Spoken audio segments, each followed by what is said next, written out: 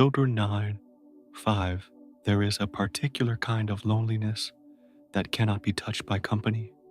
You wake each morning carrying a weight that has no name, a knowing that lives in your bones, but finds no echo in the voices around you. You walk through conversations like a ghost, moving through walls, present but untouchable, seeing but unseen. People speak, and you hear their words, but beneath those words you perceive something else entirely, a machinery of illusion, a performance of certainty that rings hollow against what you have come to understand.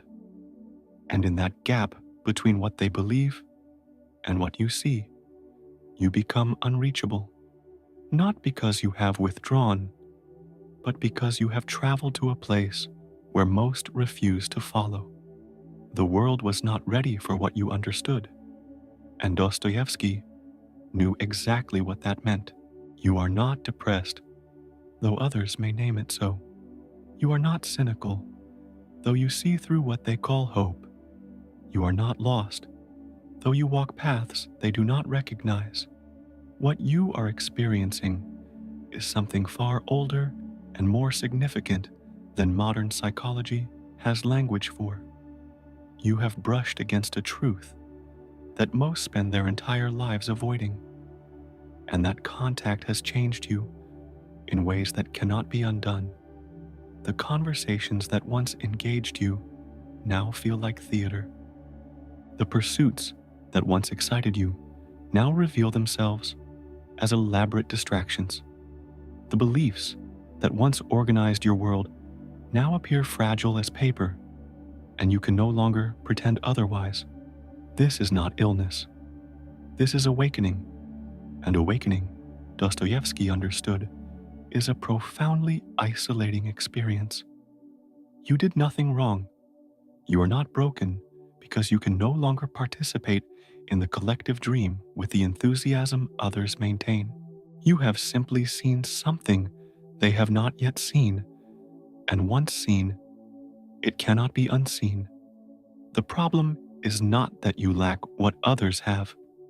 The problem is that you possess what they lack, a clarity that makes ordinary life feel unbearably transparent. And in a world that runs on shared illusions, the one who sees clearly becomes dangerous, not through malice, but through mere existence. Your presence threatens the agreements others have made with themselves about what is real, what matters, what can be safely ignored. They do not hate you. They sense in you a reminder of everything they have chosen not to know. And so they step back, not consciously, not cruelly, but instinctively, protecting the stories they need to survive. You thought truth would connect you to others. Dostoevsky knew it would set you apart. What you call loneliness, Dostoevsky would call the first stage of becoming real. In his novels, he returned again and again to characters who stood at this precise threshold, individuals who had glimpsed something fundamental about human existence and found themselves exiled by that knowledge. Think of the underground man, writing from his corner of consciousness, unable to rejoin the surface world because he had spent too long examining the mechanisms beneath it. Think of Raskolnikov, isolated not by his crime, but by the theory that preceded it, a way of seeing that separated him from the warm, unthinking flow of ordinary human life. Think of Ivan Karamazov, whose intellectual honesty made him unable to accept the easy consolations that comforted others. These were not villains. They were people who had become conscious in a world that preferred sleep. And consciousness, Dostoevsky observed, is the heaviest burden a human being can carry. He understood that the world operates on layers of agreed-upon fictions. We pretend work has inherent meaning. We pretend relationships are permanent. We pretend our choices matter in some cosmic sense. We pretend suffering serves a purpose. We pretend death is not the end, or if it is, that we have made peace with that ending. These fictions are not lies in the conventional sense. They are the scaffolding that allows ordinary existence to proceed without paralysis.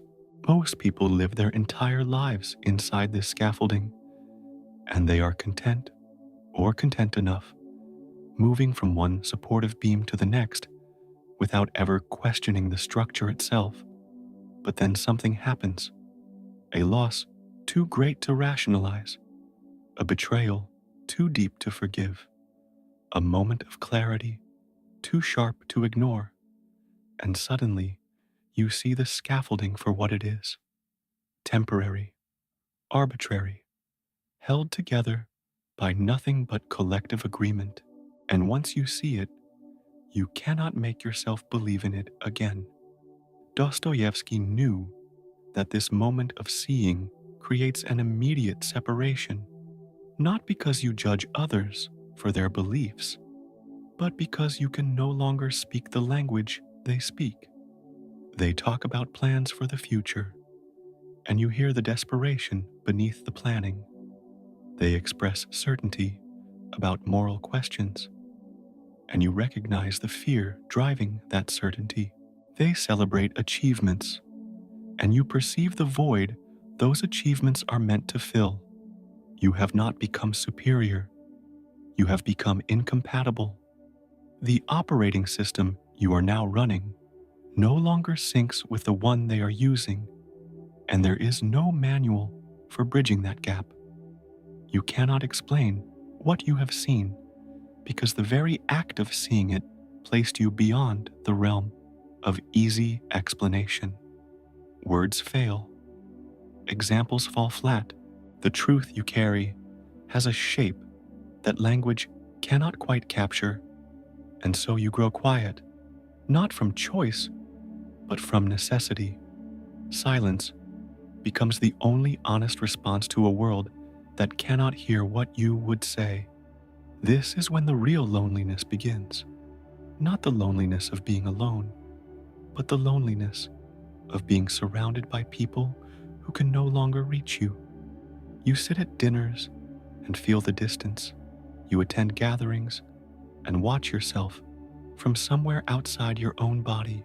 You maintain relationships, but they become performances, roles you play to avoid inflicting your truth on those who did not ask for it.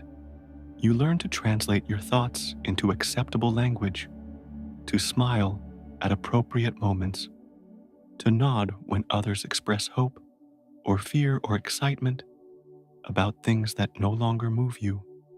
And in this translation, you lose something essential. You lose the possibility of being truly known, not because others refuse to know you, but because what you have become is unknowable within their framework of understanding. Dostoevsky described this state with devastating precision in Notes from Underground, where his narrator writes from a place of such profound isolation that even his attempts to connect with readers feel like attacks. The underground man does not want to be alone. He wants desperately to be understood, but he has traveled too far into consciousness to find his way back to the simple warmth of human connection. He has seen the machinery beneath the surface, and now everything feels mechanical, including love, including friendship, including hope itself.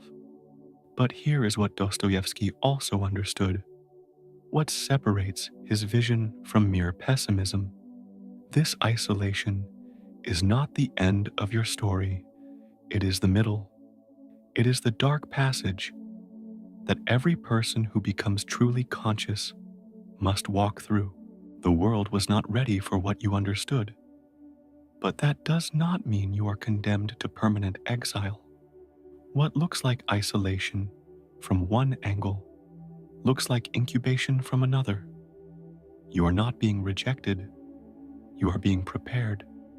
The scaffolding of shared illusions had to fall away so that something more solid could be built in its place, something that does not require the agreement of others to remain standing, something that does not collapse when the crowd decides to believe differently. Dostoevsky called this the painful process of becoming an individual, of separating from the collective dream and learning to stand on your own foundation of truth.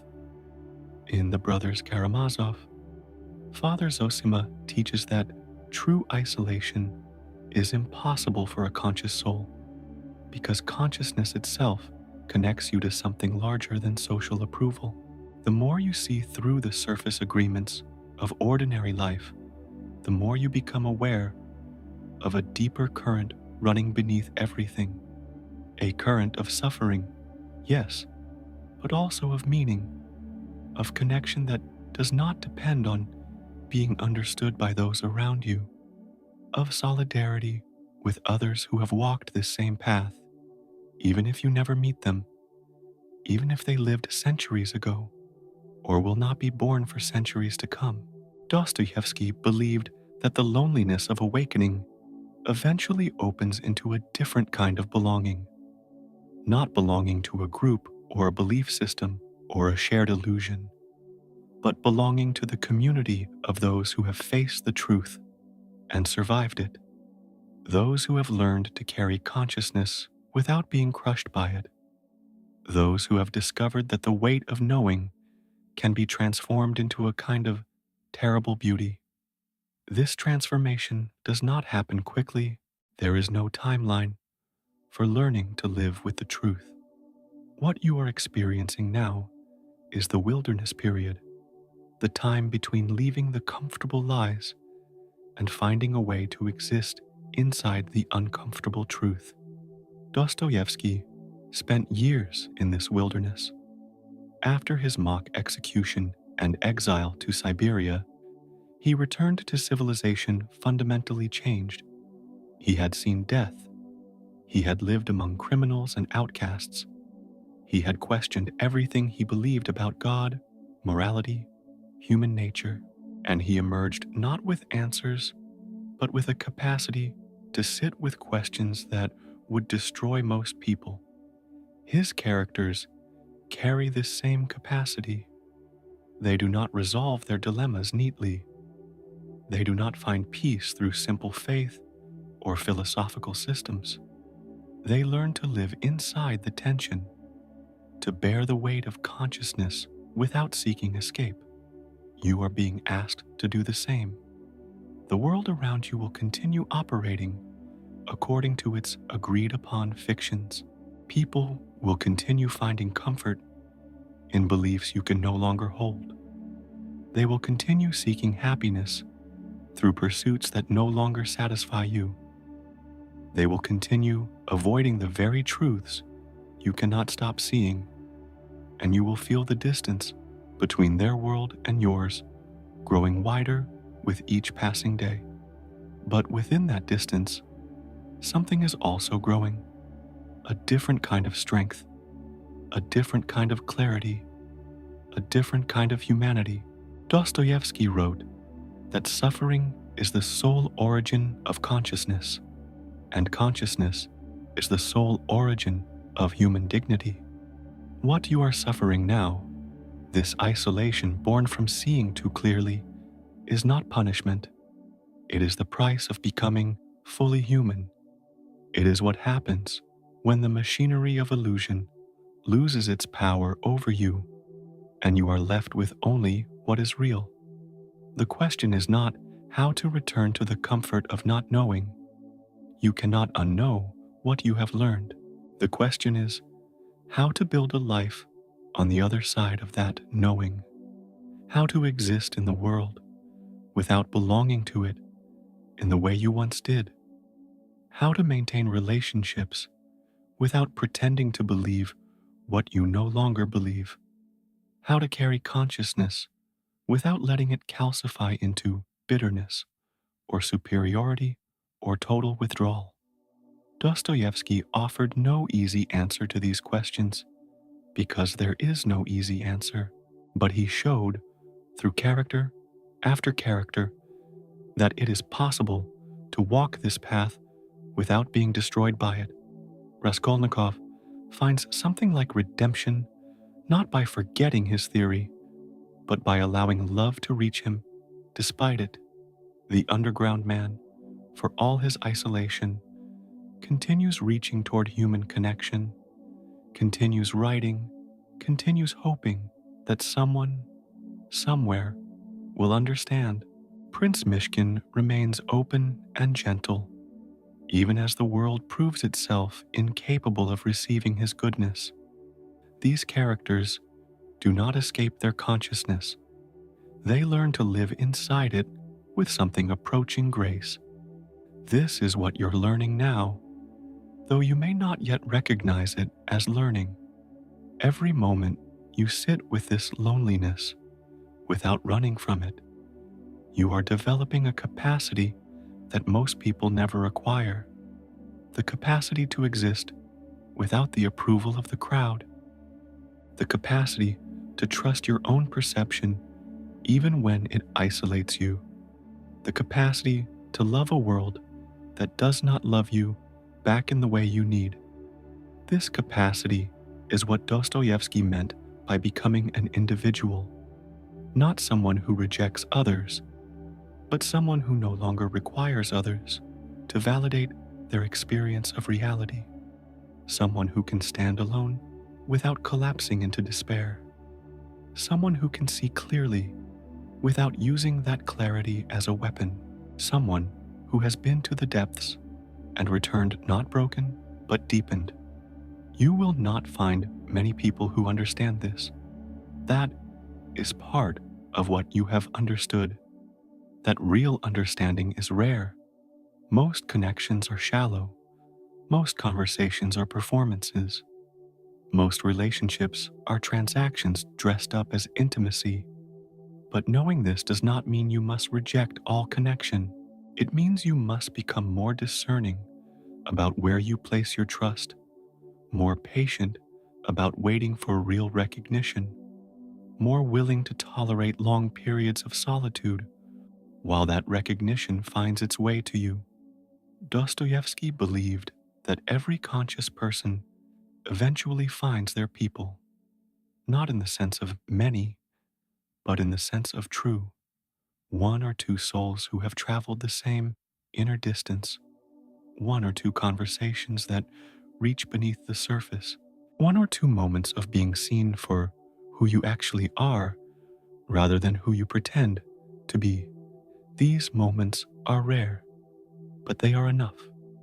They prove that the isolation is not absolute, that consciousness does not condemn you to permanent exile, that somewhere in the world others are carrying the same weight.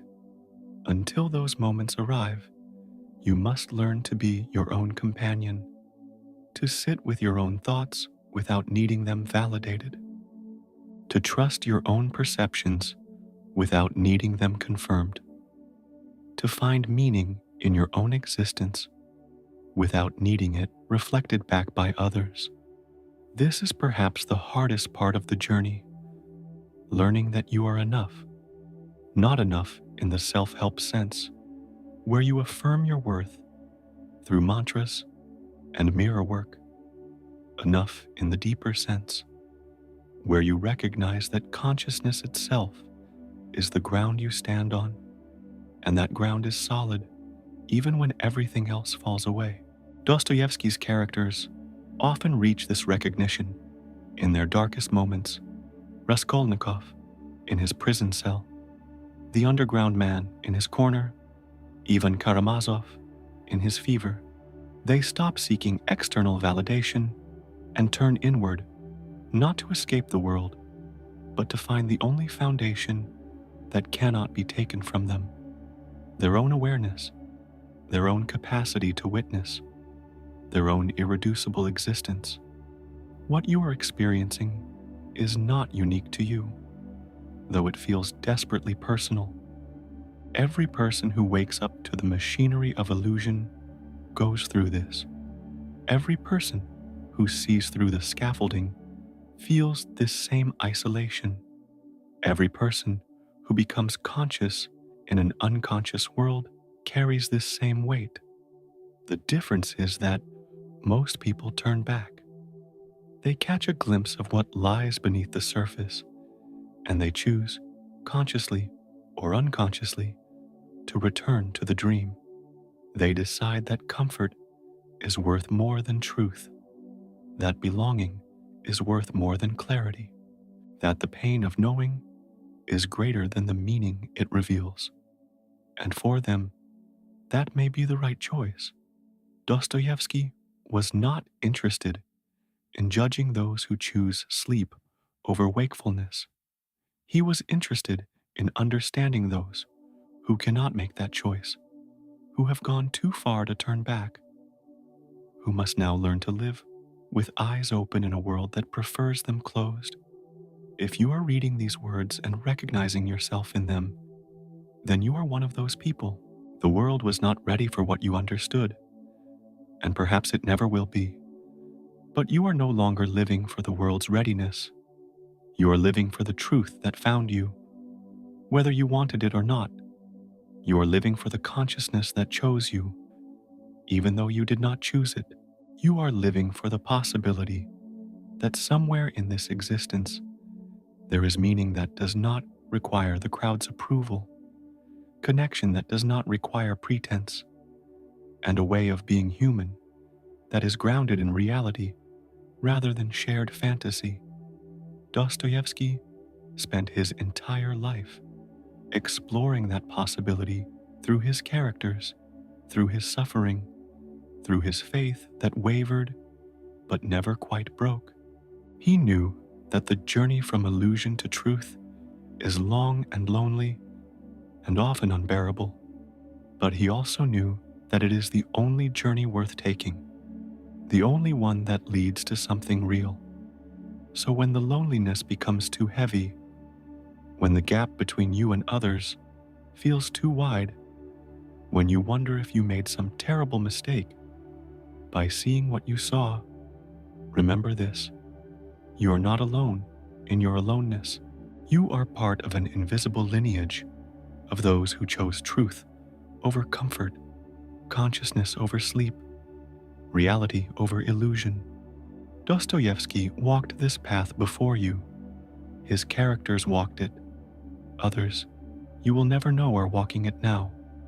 And though you may never meet them in person, though you may never have the conversations you long for, you are connected to them through the very thing that isolates you, through the knowing that will not let you rest, through the seeing that will not let you hide, through the truth that found you and marked you as its own. The world was not ready for what you understood, but you are becoming ready for what the world cannot give you: a life built on your own foundation, a consciousness that does not collapse under scrutiny, a capacity to exist fully in reality, with all its beauty and all its horror, without needing to look away. This is what Dostoevsky offered to those who could bear it. Not comfort, but companionship in the depths, not answers, but solidarity in the questioning, not an escape from isolation, but a way to transform that isolation into something that, if not quite bearable, is at least meaningful. And meaning, he believed, was the only thing that made consciousness worth the suffering it required. You are finding that meaning now, even if it does not feel like meaning yet. You are building something that will last, even as everything around you reveals itself as temporary. You are becoming real in a world of shadows, and that, Dostoevsky would tell you, is the most human thing you could possibly do. If this resonated with you, if you recognized yourself in the loneliness of knowing, leave a comment sharing which part of this journey you are walking through right now. Your words might reach someone who needs to know They are not the only one carrying this weight. And if you want to continue exploring these depths, to understand more about what it means to live consciously in an unconscious world, subscribe for more reflections on the truths that isolate us and the meaning that sustains us. Thank you for being here, for listening, for choosing to see, even when seeing separates you from everything you once knew. That choice is the beginning of everything real.